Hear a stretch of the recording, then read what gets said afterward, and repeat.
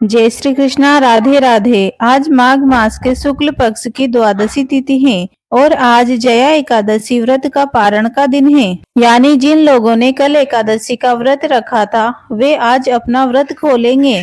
जया एकादशी के व्रत के पारण के दिन तुलसी माता और लक्ष्मी माता जी की कथाओं को सुनने से ही व्रत पूर्ण माना जाता है।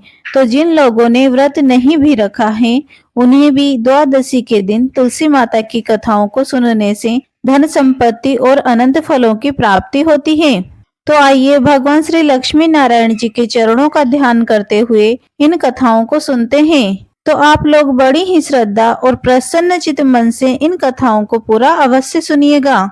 हम ऐसी मंगल कामना करते हैं कि भगवान श्री लक्ष्मी नारायण जी के सभी भक्तों की सभी मनोकामनाएं पूर्ण हो। किंतु ऐसा तभी होता है जब हम एकादशी के व्रत के पारण के दिन तुलसी माता की कथाओं को पूरी श्रद्धा और प्रसन्न चित्त मन से सुनते हैं। शास्त्र अनुसार एकादशी के व्रत के पारण से पहले तुलसी माता की इन कथाओं को अवश्य सुनना चाहिए, तभी हमें एकादशी के व्रत का पूरा फल प्राप्त होता है। बोलिए श्री लक्ष्मी नारायण भगवान की जय। श्री राधा कृष्ण भगवान की जय। बोलिए श्री सालग्राम जी की जय। तुलसी महारानी नमो नमो। हरि की पटरानी नमो नमो। आइए सुनते हैं तुलसी माता की संपूर्ण कथाएं। तुलसी माता को हरि प्रिया भी कहा जाता है।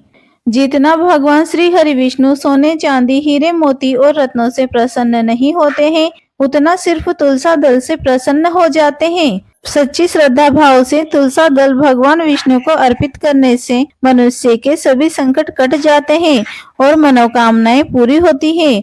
शास्त्र अनुसार एकादशी के दिन तुलसी जी में कभी भी जल नहीं चढ़ाना चाहिए, क्योंकि तुलसी महारानी स्वयं एकादशी का निर्जला व्रत रखती हैं। लेकिन द्वादशी के दिन व्रत के पारण के समय तुलसी माता को जल अवश्य चढ़ाना चाहिए और पूरे विधि विधान से पूजा पाठ करके उनकी कथाओं को सुनकर ही अपना व्रत खोलें। एक बार एक गांव में बुजुर्ग महिला रहा करती थी। वह बहुत ही पूजा पाठ किया करती थी। वह रोज तुलसी माँ की पूजा करती थी और वह बुजुर्ग महिला रोज तुलसी माता से कहती, हे तुलसी माँ, तुम मुझे बहू दे, पीताम्बर की धोती दे, मीठा मीठा घास दे, वैकुंठ में बास दे, चटक की चाल दे, पटक की मौत दे, चंदन का काट दे, रानी सा काज दे, दाल भात का भोजन दे, ग्यारस की मौत दे और श्री कृष्ण जी का कंधा दे। वह बुजुर्ग महिला हर महीने में तुलसी माता की पूजा करती और उनके बिडले को रोज सींचती। तुलसी माता बुजुर्ग महिला की बात सुनकर धीरे धीरे सूखने लगी।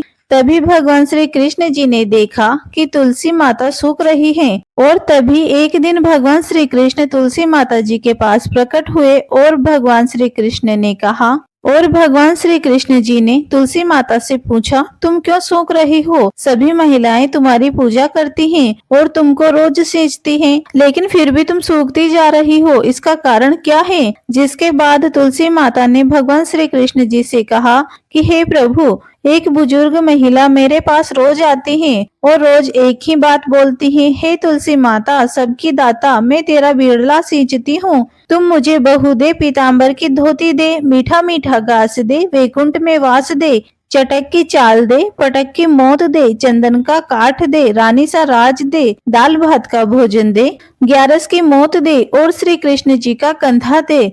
मैं उस बुजुर्ग महिला की सारी मनोकामनाएं पूरी कर सकती हूँ, लेकिन उसकी एक मनोकामना पूरी नहीं कर सकती।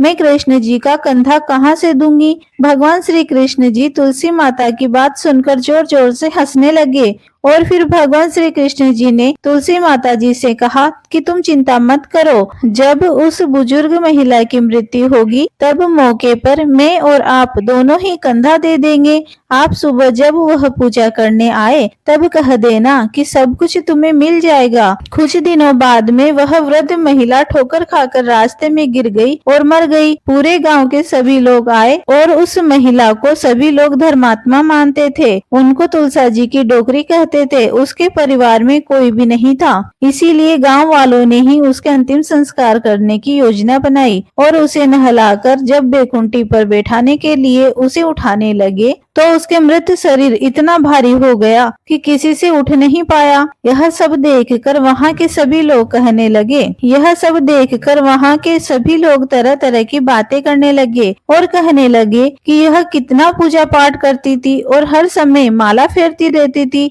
इसीलिए यह इतनी भारी हो गई है। वहीं पूरा गांव में चर्चा होने लगी कि डोगरी माई कोई भक्ति नहीं करती थी, यह छल कपट करती थी। हम जिसे धर्मात्मा समझते थे वह पापी है जो कि किसी से भी नहीं उठ पा रही, यह इनके कर्मों की सजा है। इधर भगवान ने सोचा कि मेरे भक्तों की निंदा हो रही है, इसीलिए भगवान ने बूढ़े ब्राह्मण का वेश धारण करके वहाँ पर आए और वहाँ पर एकत्रित लोगों से पूछने लगे कि यहाँ पर इतनी भीड़ क्यों लगी है, जिससे लोग कहने लगे कि यह डोकरी माई मर गई है और पाप इतना था कि जिससे यह उठ भी नहीं पा रही है। सब उठा कर थक गए हैं। तब ब्राह्मण ने कहा कि मुझे एक बार डोकरी के कानों में कहने दो, फिर वह देखो कैसे उठती है। तो सभी लोगों ने कहा कि आप भी प्रयास करके देख लीजिए। तब भगवान ने उस वृद्ध महिला के कान में कहा कि हे डोकरी माई, देखो मैं आ गया। और जो डोकरी पूजा करते समय शब्द कहती थी वह शब्द उसके कानों में कहने लगे, बिड़ला सींच तेरा मैं करूँ निस्तारा, माई बहू ले, बेटी ले, पोता ले, लड्डू ले पीताम्बर की धोती ले, गहना ले, घी का घड़ा ले, मीठा मीठा खीर और पुड़ी ले, दाल भात का भोजन ले, धन दौलत ले, बेटा पोता नाम ले, तुलसी का पत्ता ले, मुंह में गंगा जल ले, 11 को दिन ले, चंदन का दाग ले, श्री कृष्ण जी का कंधा ले। इतना सुनते ही वह डोकरी हल्की हो गई। भगवान ने बोला, आओ और इसको उठाओ। भगवान ने हाथ लगाया और डोकरी उठ गई। सबको बड़ा ही आश्चर्य हुआ। उसे धूमधाम से ले जाया गया। भगवान उसे अपने कंधे पर ले गए। पूरे गांव में इसकी चर्चा होने लगी, जिससे उसको मुक्ति मिल गई और वह बैकुंठ में चली गई। सभी लोग देखते रह गए। सभी लोगों ने देखा कि शमशान घाट तक तो ब्राह्मण साथ ही आया था, लेकिन अब वह दिखाई नहीं दे रहा। इससे लोगों को समझ में आ गया कि वह और कोई नहीं, स्वयं भगवान ही बूढ़े ब्राह्मण के रूप में आए थे। बोली श्री राधा कृष्ण भगवान की जय।